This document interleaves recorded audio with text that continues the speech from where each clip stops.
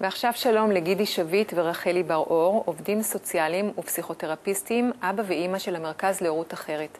היום אנחנו מתקדמים במסע אל הזוגיות המשותפת ומדברים על חוזה ההורות המשותפת. למי מיועד החוזה? החוזה מיועד לזוגות שהחליטו שהם רוצים לעשות ילדים, שהם התבשלו לקראת לעשות ילדים ועומדים לפני האקט המעשי. לפני ההיריון אנחנו מחייבים לעשות חוזה. זה חוזה סטנדרטי עם פרשנויות פרטניות לכל זוג? זה חוזה שמבוסס קודם כל על המציאות, והמציאות מורכבת מאלמנטים שגם חוזה של הורים גרושים בנוי ממנו.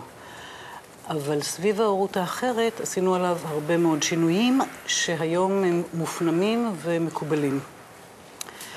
קודם כל ישנו פירוט של הסדרי הראייה. מתי הילד באחריות האב, מתי הילד באחריות האם. אז אלו בעצם הסעיפים המרכזיים כן. שאתה עכשיו מונה? כן. אוקיי. זה מגיע לפירוט של ימים ושעות בתקופות שונות בחיי הילד. כשאנחנו מקפידים על חוזה שהוא מאוד מאוד מהודק ומהווה רשת ביטחון מאוד מאוד טובה לכל יחסי השניים האלה. הנושא השני בחוזה הוא הסדרים הכספיים בין השותפים, בניגוד למזונות שקיימים בדרך כלל אצל הורים גרושים, אצלנו יש חשבון משותף על שם הילד, ששני ההורים מפקידים לתוכו כסף ויכולים למשוך ממנו כסף לצורכי הילד. והם מפקידים בחוזה כסף בהתאם להבדלים ברמת ההכנסה שלהם, כך שהילד נהנה מרמת הכנסה של שני הוריו בהוצאות שלו.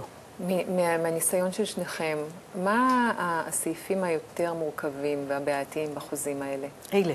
אלה? הכספים? אלה. הסדרי הראייה, כן. שמעידים על היפרדות איטית של הילד מאמו והתחברות לאביו. הסדרים כלכליים, מרחק מגורים מקסימלי שמותר להתרחק עם הילד, וישנו סעיף שהכנסנו לכל החוזים, שנקרא מנגנון פתרון חילוקי דעות. וזאת המצאה שנכון היה להכניס אותה לכל החוזים. מה זאת אומרת?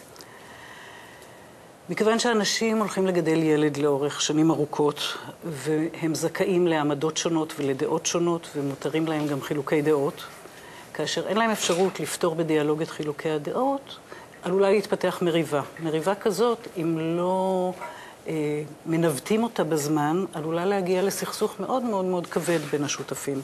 ואנחנו רוצים קשר טוב מאוד בין השותפים. למנוע מראש בעייתיות. למנוע מראש בעייתיות. זה לא למנוע מראש בעייתיות, אלא לצפות מראש שיהיו בעיות. כי יש שני אנשים שונים, הם יצטרכו מראש, ואז הם קובעים בחוזה אדם ספציפי מסוים, שם של אדם, ושהם ילכו אליו במקרה ש... אדם חיצוני, אדם נוסף. אדם חיצוני, מטפל, אנחנו יכולים להיות, כל אחד הוא פסיכולוג. איך מאשרים באמת, כיצד הוא מאושר החוזה הזה? עוד שנייה, עוד לגבי הסעיף הזה, הם מתחייבים שניהם בחוזה שאם אחד מהם אומר אני רוצה ייעוץ, השני מתחייב לבוא איתו ללא ויכוח, ושניהם מתחייבים לקבל את עמדת היועץ. שאלת איך מאושר החוזה הזה. החוזה הזה מאושר אחרי שיש ילד, מביאים אותו לבית משפט לענייני משפחה, והוא מקבל תוקף של פסק דין. ממש יש לו תוקף של בית משפט. בוודאי. רק אחרי שיש ילד כמובן. אז בעצם הזוג מחויב מכם לעשות איזשהו תהליך של חוזה בתוקף בית משפט. זאת אומרת, זה הכל צריך להיות, יש שלבים אנחנו מחייבים חוזה. מאוד מסוימים בדרך הזאת. אנחנו מחייבים לעשות חוזה. החוזה הוא לא רק הנייר הכתוב.